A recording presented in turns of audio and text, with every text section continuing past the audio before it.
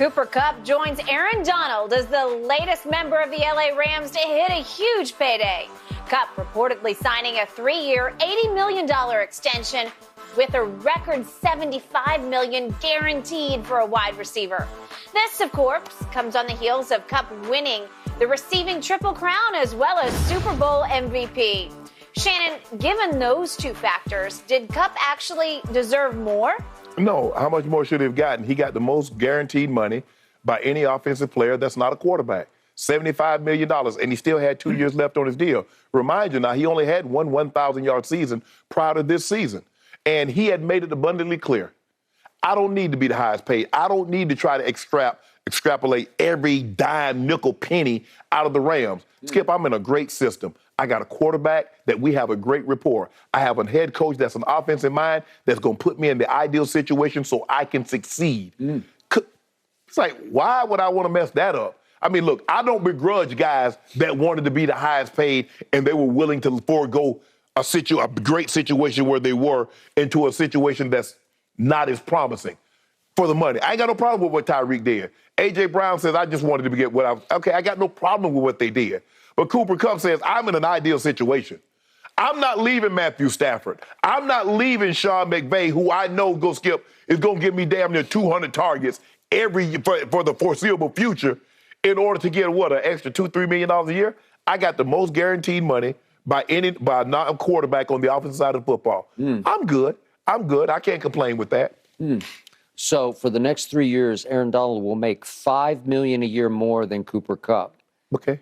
That's not right. Yes, it is right. Because the most valuable player on this team is the quarterback, and the most valuable player to that quarterback, the player who made that quarterback much better than he ever was in Detroit. Let me ask you a question. Let me ask you a question. Do they win the Super Bowl without Aaron Donald? If Aaron Donald is not in that game, if Cooper Kupp and Matthew Stafford are in that game, and Aaron Donald is not in that game, do you believe they win that game? Yeah, I think they could have.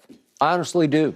No, seriously, you could figure that one out. You couldn't figure out losing Cooper Kupp. You can't figure it out, Skip, because Joe Burrow's about to go up and down the field. You remember it was Joe Burrow after Matthew Stafford threw the interception? It was Aaron Donald that got the sack that held him to a field goal. You remember that final drive? It was Aaron Donald got the sack and he on the fourth down stop. You remember that, Skip? Yeah, but you realize Cincinnati just replaced 4 of their 5 starters on the offensive line because they were horrible on the offensive line. It was feast. Whoever needed to feast could have feasted. It could have been Von Miller. It could have been anybody else besides Aaron Donald. Well, so let me ask you a question. So in order to get to the Rams in the Super Bowl, they had to play the Raiders. They could have feasted. They could have played the Titans. They could have feasted him. They did feast, but he still found a way to beat them. Well, Kansas City. Because how many times they 9. Yep. Kansas City had them down 21-0. And then what happened? Okay, I don't want to hear anything about that. Aaron Donald, third down stop, Skip. They had it dead and right. He said, no, you're not going anywhere. On the fourth down stop. Stop this. You always try to pit somebody against Aaron Donald. This is about Cooper Kupp and getting what he deserved. He got $75 million, more than any other receiver got guaranteed. Cooper Kupp became unguardable through the playoffs. I've never seen anything quite like it. Think about what you just said. In the playoffs, Aaron Donald has been unblockable in his 8-year career. He's been unblockable. 8 Pro Bowls, 7 first-team All-Pros, 3-time Defensive Player of the Year, regarded as the best player in the NFL. So I watched him 5 times against my Dallas Cowboys in his career as 1 sack. So let me get this right. So Aaron Donald, Tom Brady in that first Super Bowl, 16, Rams against New England, 8, he had no sacks. That's interesting. 8, 4.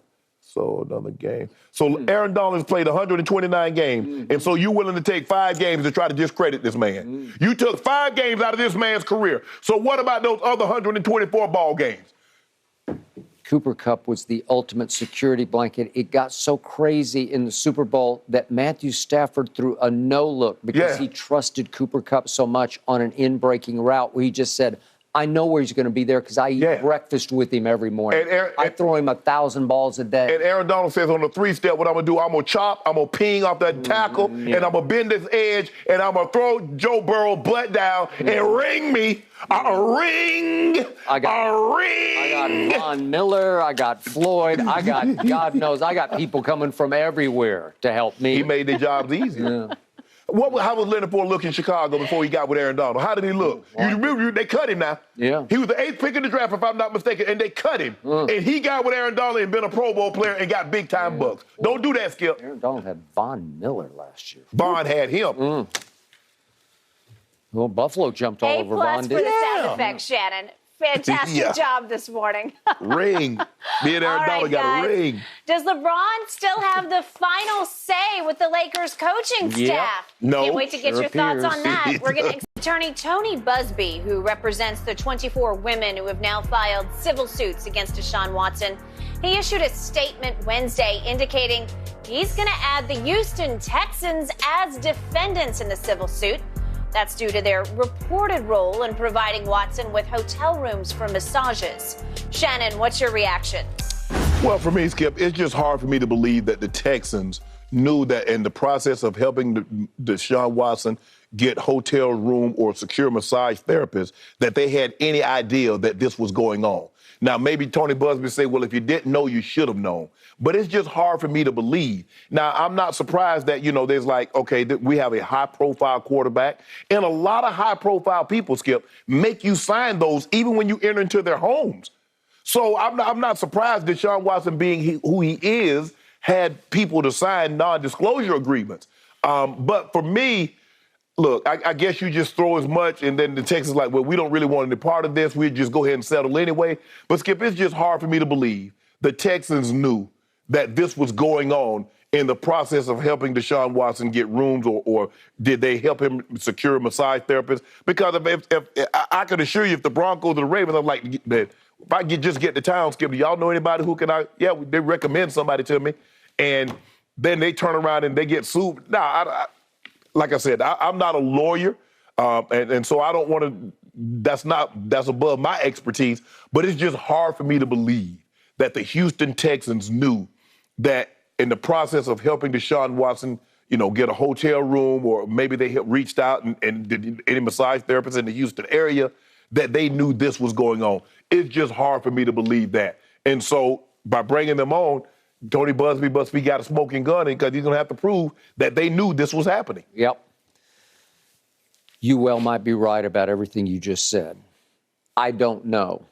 But I do know this. This story gets uglier by the day. Yeah. It's more sordid by the day. It becomes a bigger and bigger problem for this league in its decision of what to do with Deshaun's ability to play or not play next year. It gets worse and harder and worse and harder. Mm-hmm. So Tony Busby, the attorney for the alleged victims, says, we believe the Texans organization was well aware of Watson's issues but failed to act. He goes on to say they knew, or certainly should have known, the Houston Texans organization provided rooms for Watson at the high-end Houstonian hotel for his, quote, massages. The Texans also provided massage tables and other support for Watson's proclivities, ostensibly to protect their, quote, unquote, asset. Okay, so that's his side. And he says he's going to add the Houston Texans to the civil suit. Right. And he goes on to say that the non-disclosures were provided by the director of security by the Texans. It was upon his suggestion that Deshaun start this because one of the alleged victims had posted his info just to get even with him on Instagram. Right. So that started this. Right. And it was his suggestion, according to Busby, that they used the Houstonian as a place for him to meet a number of different... And therefore, they don't come into your home. Right. Okay. There you go. Okay. And then Busby has leaped upon the fact this New York Times story was a bombshell, and I told you it's going to resonate on Madison Avenue in New York with the NFL home office. But the one that Busby has leaped upon is the reporting that Rusty Hardin, obviously Deshaun's attorney, had regular dialogue with Harris County Assistant DA Jonna Stallings ahead of the grand jury proceedings, and that Stallings and Hardin met at Hardin's office, spoke over the phone 12 times, and exchanged more than 24 text messages, which Busby is suggesting is out of bounds. Right.